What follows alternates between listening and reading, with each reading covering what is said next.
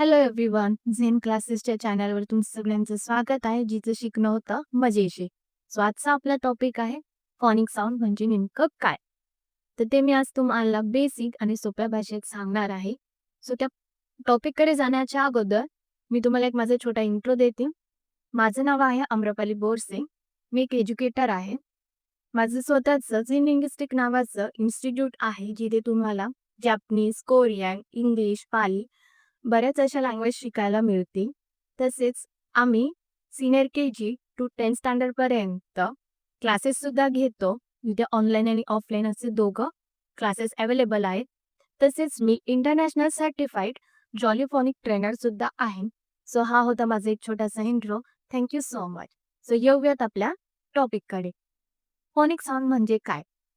आपल्याकडे 12 खडी, त्याच्यानंतर इंग्लिशची जी स्क्रिप्ट आहे, लेटर ए-बी-सी-डी. सो हे जी अक्षरं आहेत, लेटर आहेत, त्यांना एक साउंड असतो स्वतःचा, ध्वनी असतो. सो त्या साउंडला, त्या आवाजाला फोनिक साउंड असे म्हणतात. सो आज आपण बघणार आहोत इंग्लिश फोनिक साउंड म्हणजे काय? सो जे लेटर आहे ए, बी, सी, डी यांना एक साउंड आहे.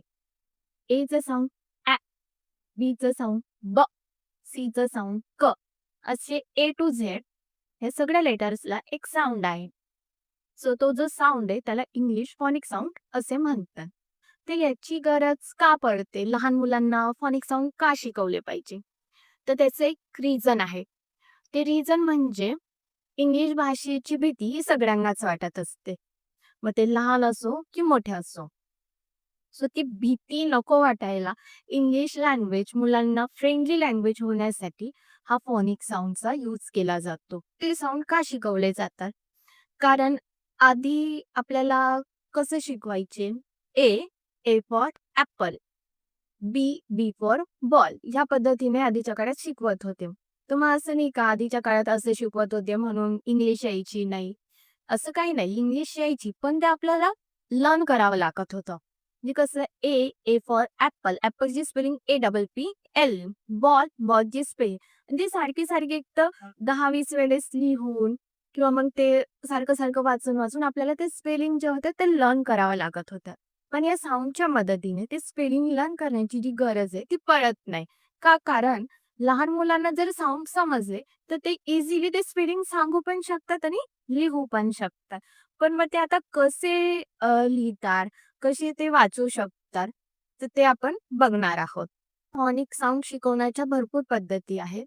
पण त्याआधी मुलांची फोनोमिक जी पॉवर आहे ती डेव्हलप केली जाते. फोनोमिक पॉवर म्हणजे ऐकून आणि बघून ही जी पॉवर आहे, ती त्यांची डेव्हलप केली जाते.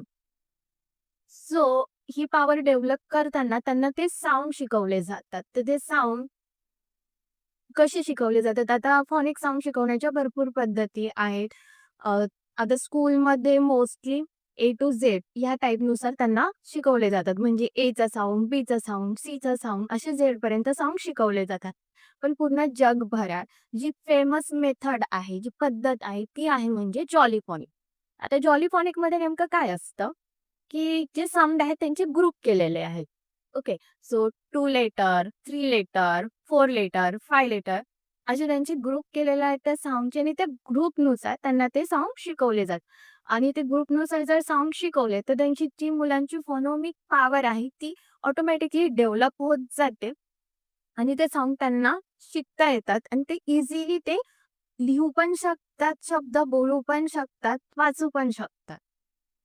सो ह्या जॉलीफोनिकमध्ये त्यांना ते साउंड शिकवले जातात. त्याच्यामध्ये त्यांना स्टोरीमधून, पोएम्समधून, रिदम्समधून, जिंगल्समधून हे त्यांना ते साउंड शिकवले जातात. त्याच्यानंतरून जे ब्लेंडिंग लेटर्स आहेत, ते सुद्धा त्यांना शिकवले जातात. आता जॉलीफोनिक शिकण्याचा फायदा काय? इंग्लिश ही इंटरनॅशनल लँग्वेज आहे, बरोबर?